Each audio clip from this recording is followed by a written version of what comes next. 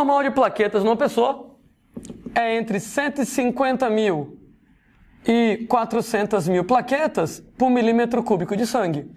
Lembrando que ninguém tem que saber isso decorado, né? Quando você pega lá o hemograma, você vai ter lá valor de referência, que é o número normal de plaquetas, e o quanto que você vai ter, só para comparar para saber se está mais ou se está menos. Sendo que a diminuição no número de plaquetas de alguém, lembra, moçada? Sufixo para diminuição na quantidade, penia, aumento na quantidade, citose. E aí, nesse caso, gente, nós vamos ter que a diminuição no número de plaquetas se chamará plaquetopenia ou trombocitopenia. Afinal de contas, plaquetas também se chamam trombócitos. Principal consequência que você vai ter de uma queda no número de plaquetas diz respeito, por exemplo, lá, moçada, a você ter deficiências de coagulação. E uma vez que você tem deficiências de coagulação, automaticamente você vai ter aumento no risco de hemorragias. Sendo que alguns exemplos de situações que levam à trombocitopenia é o caso, por exemplo, de dengue, onde na dengue, né, moçada, é causada lá por vírus, o vírus da dengue ele vai levar à queda no número de plaquetas, e aí você vai ter deficiência de coagulação e você vai ter hemorragias. Daí é o caso lá da dengue hemorrágica. Né? Inclusive, um dos sintomas de dengue são manchas vermelhas debaixo da pele, que essas pequenas hemorragias, o sangue vai lá acumular debaixo da pele, sangue é vermelho, manchas vermelhas. Você tem, gente, um episódio chamado de púrpura trombocitopênica. Meu Deus, que nome lindo. Né? Gente, púrpura trombocitopênica, ela é uma condição autoimune. Lembra, moçada, o que é uma condição autoimune? Nesse caso, é o seu sistema imunológico atacando você mesmo. Por motivos que a gente não entende muito bem, o amiguinho ele vai acabar fabricando anticorpos contra as próprias plaquetas dele e o número de plaquetas acaba despencando. Uma vez, moçada, que o número de plaquetas cai, deficiência de coagulação, hemorragias. As hemorragias, moçada, elas são bem intensas debaixo da pele, ao ponto, moçada, que vai acumulando sangue, né, você vai tendo hematomas. Né, e hematoma é roxo, né? Roxo, púrpura, daí o nome púrpura trombocitopênica. Né? Penia, queda, trombócito no número de plaquetas, levando a manchas roxas na pele, devido exatamente à falha de coagulação, hemorragia, sangue acumulando debaixo da pele, apresentando lá uma série de hematomas no indivíduo. A gente tem, moçada, que o aumento no número de plaquetas, plaquetocitose ou trombocitose. Consequência, moçada, do aumento no número de plaquetas é que, nesse caso, você vai ter um aumento no risco de trombose, né? Quanto mais plaquetas você tiver, maior a probabilidade de haver a coagulação sanguínea espontânea dentro do vaso e, nesse caso, a possibilidade de entupimento, de obstrução de um vaso sanguíneo por um coágulo. Então, trombocitose, ela pode ser meio preocupante. Não é uma situação muito comum, mas, moçada, um exemplo que eu posso descrever é o que acontece em indivíduos após hemorragias. É como se o organismo pensasse assim, né? O cara já perdeu um bocado de sangue na hemorragia. Se ele perder mais sangue ainda, ele está muito lascado. Então o corpo aumenta o número de plaquetas, para melhorar a coagulação e prevenir novas hemorragias. Então quem já teve hemorragia, a tendência das plaquetas é subir um pouco para poder melhorar a coagulação e evitar novas hemorragias. Na verdade, existem várias situações que levam a deficiências de coagulação. Várias situações, moçada, que levam ao aumento no risco de hemorragias. Ou seja, nem tudo tem a ver com plaqueta, não.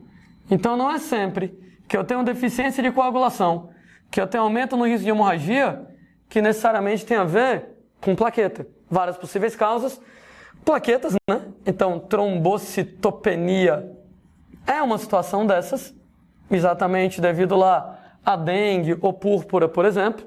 Mas situações que não têm a ver com plaquetas, como, por exemplo, hemofilia. Gente, hemofilia, ela é uma condição genética, onde você vai ter a falta genética de algum dos fatores da coagulação sanguínea. Então, observem que, no caso de hemofilia, o problema não é com as plaquetas, mas com os fatores da coagulação. Deixa eu lembrar uma besteira para você daqui no canto.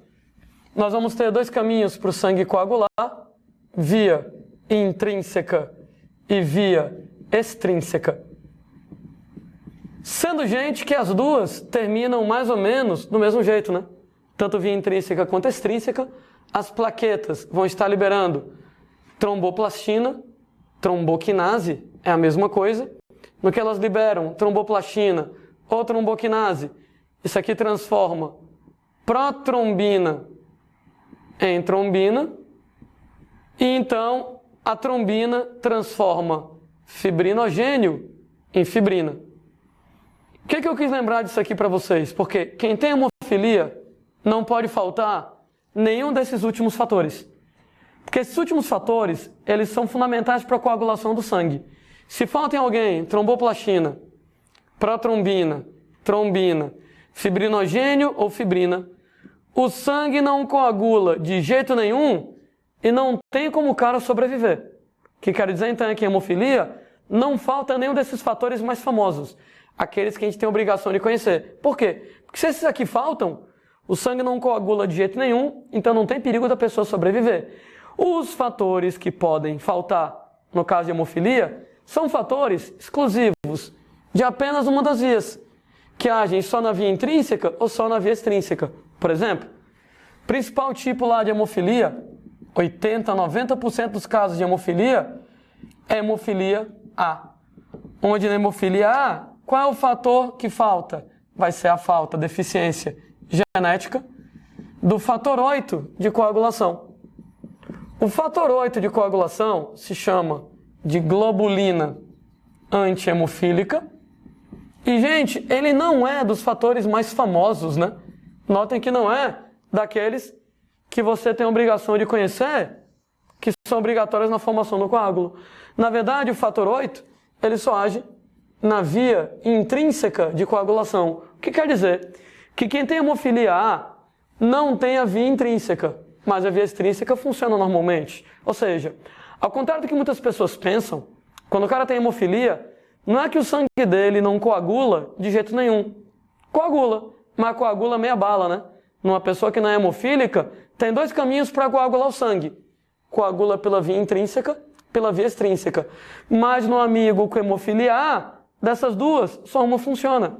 No cara que tem hemofilia A via intrínseca não trabalha, só a via extrínseca. O que quer dizer que de dois caminhos que a pessoa teria para coagular o sangue, uma não funciona, só a outra.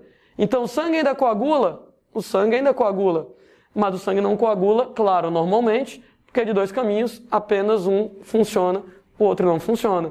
Então, repito, nos casos de hemofilia não faltam os fatores que são comuns às duas vias. Tromboplastina, protrombina, trombina, fibrinogênio e fibrina. Se faltassem, coagulação sanguínea seria zero, não teria como a pessoa sobreviver. Então, falta fatores que existem em apenas uma das vias, de modo que uma não funciona, a outra vai funcionar. A gente lembra, né, moçada, que falha de coagulação sanguínea pode estar relacionada à lesão hepática. Afinal de contas, é o fígado que produz os fatores da coagulação. Se você tiver lá o fígado todo quengado, você vai ter deficiência na produção dos fatores da coagulação. Por exemplo, fibrinogênio é fabricado no fígado, então o sangue não coagula. Daí é o que acontece, por exemplo, em casos de alcoolismo crônico, levando à insuficiência hepática, né? Alcoolismo crônico levando à cirrose e daí à insuficiência hepática. Né? Tem várias maneiras do cara morrer de cirrose, uma delas é de hemorragia. Então se o cara está lá, né, alcoólico crônico, com o fígado todo lascado, não fabrica fibrinogênio, então não tem fibrina, o sangue dele não tem como coagular. O cara vai ter hemorragias no corpo inteiro. Você tem lá falta de vitamina K, vai ser também uma das possíveis causas para o amigo ter problema de coagulação e aumento no risco de hemorragia. Mas aí, para quem não lembra lá de vitamina K, dá uma olhada lá nas aulas sobre vitaminas para lembrar o que é que acontece, o que é que pode levar à falta de vitamina K. E alguns medicamentos, destaque para o AS, ácido acetil salicílico, princípio ativo da aspirina, que o AS, ácido acetil salicílico, ele inibe a agregação plaquetária. Uma vez que ele inibe a agregação plaquetária, automaticamente ele também vai inibir a coagulação sanguínea. Eu lembro para vocês que esse lance do AS, inibir a agregação plaquetária, inibir a coagulação sanguínea, tem um lado bom e tem um lado ruim, né? O lado bom, né, moçada, é que previne trombose, ou seja, pessoas mais idosas que têm problemas de coração, que têm risco de trombose, né? Pessoas que têm risco lá de trombose, de entupimento de vasos sanguíneos por coágulos, muitas vezes tomam OS regularmente para afinar o sangue. Né? Nesse caso, moçada, né? Como você inibe a coagulação sanguínea, afinar o sangue, evitar que o sangue coagule e entupa o vaso, evitar a trombose. Então esse é o aspecto positivo, né? O AS é bacana, né? Além de ser lá anti-inflamatório, né? De trabalhar contra a febre, contra a dor, que é o papel original lá do AS, ele também previne trombose.